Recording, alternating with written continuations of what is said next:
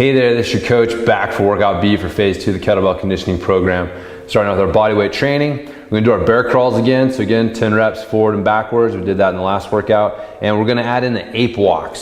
So for the ape walks, again, you can either do it with the knees to the outside or knees to the inside. I recommend maybe one each way, but it's the same thing where we're gonna reach forward. We're gonna transfer our weight to our hands.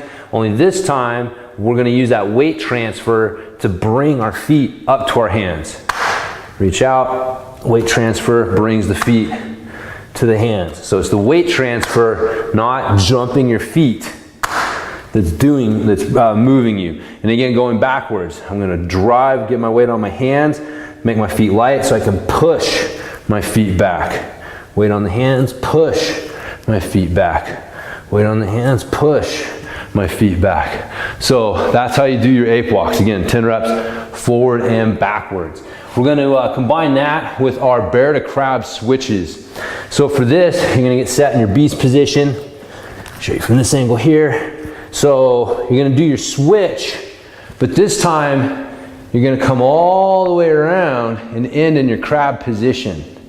And now you're going to take that hand that just can't hit the ground off, hand and foot off, and you're going to drive this hand over the top back to your bear.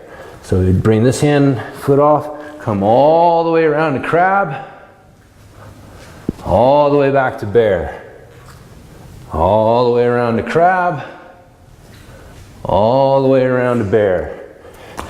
So looking for 5 reps on each side with that one. So once you've gone through that circuit 2 times, time for the kettlebell warm-up. Same one as in workout A with our bottoms up goblet squat and our kneeling halos, 2 times through that circuit. Then we've got our focus circuit. So the first one is a 2-handed clean. So for the 2-handed clean, you're going to hold the weight, have the weight in between your legs like this. You're gonna come down, you're gonna grab the weight. Now what I wanna do is I'm gonna come up like I'm doing a sumo deadlift. But as I come up, I'm gonna accelerate and then let the weight continue to come up and catch it in my goblet position. And then I bring it back down. So again, the acceleration is making the weight light and come up, and I just drop my elbows underneath it to catch. So I'm not pulling it with my arms. My hips are creating the momentum to catch it. So show you from the side here. Catch. And down. Just like that. And down. So that's your 2-handed clean. And we're pairing that up with a floor press. So we're looking for 5 reps on that one there. And then we're going to go to our floor press, where you're going to lay down on the ground. You can have your feet in your bridge position, or you can have them out. Out is harder. So I recommend starting here. And then if you need to make it harder, you can extend your legs out. You're gonna reach over and grab your weight and get it set, just like you would when you're doing your Turkish get-up, using 2 hands to get it in position. Only now what we're gonna do is we're gonna press the weight. So we're gonna lower the weight down nice and steady until the elbow touches the ground nice and light. We don't wanna put any weight on it. And then we drive the back of our shoulder into the ground to push the weight back up into position. Okay, bring it down, light touch of the elbow, drive the back of the shoulder into the ground as you drive the weight back up. So it's real important that you keep that shoulder heavy into the ground. Otherwise it means that you're starting to let your shoulder blade come out and your shoulder's getting in a bad position. So again, you can extend the legs to make this harder. If there's your floor press there, make sure you do both sides of that one each time. So you're looking for 5 sets of 5 reps on each of those going through that circuit. When you're done with that, we're gonna move on to our secondary circuit. So here we've got a dead stop stagger stance row.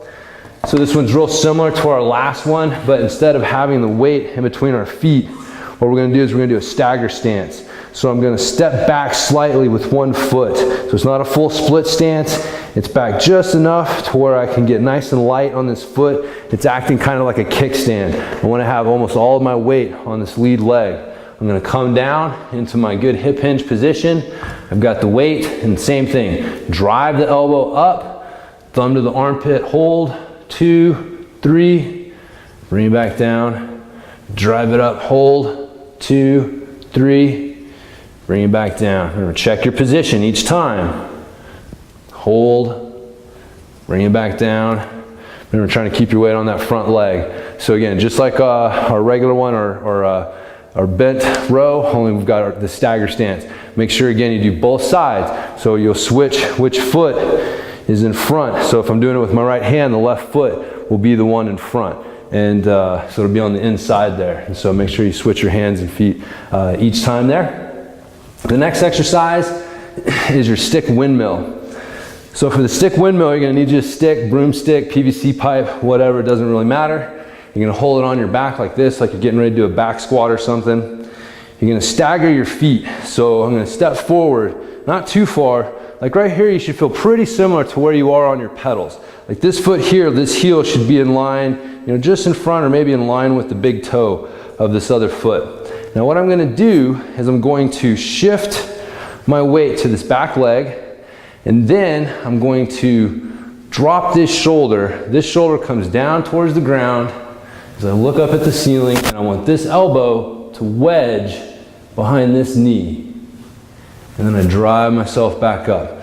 So again, weight shifts to this back leg, and then this shoulder dives down. I'm staying heavy on this back foot. I don't want to shift my weight to the front foot. And then I drive through that back foot, squeeze my glutes to bring me up. So hip shifts over, shoulder comes down, elbow wedges, weight still on this back foot, and I drive through that back foot to come back up. So this is your stick windmill. And again, make sure you do both sides with that one. And then finally, you've got a single arm rack walk. So you're gonna bring your weight up to your rack position, like you're getting ready to do a shoulder press or something. And from here, you're gonna do your walk. You're gonna hold it in position and walk your 50 paces or so that you're looking for. But again, remember, we want position, breathing, posture, all of those things to be our focus. So make sure you're paying attention to those. Make sure you do both arms as well with that.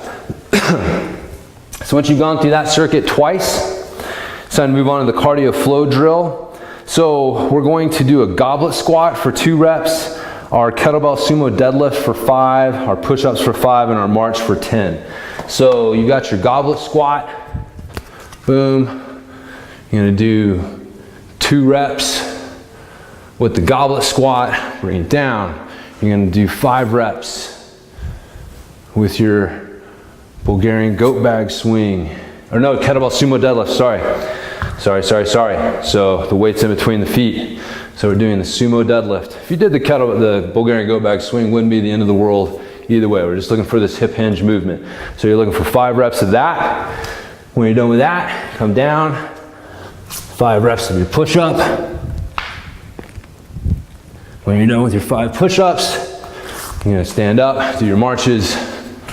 Again, 10 marches, and then you go through the sequence again. 2 goblet squats, 5 sumo deadlifts, 5 push-ups, 10 marches. And we're gonna go through that 8 rounds, 9 in week 2, 10 in week 3, and finally week 4. You can either stay at 10 or bump down if you need a little bit of a rest. So that's gonna do it for workout B, which does it for phase 2. Again, hope you're enjoying the results so far, and I'll talk to you in phase 3.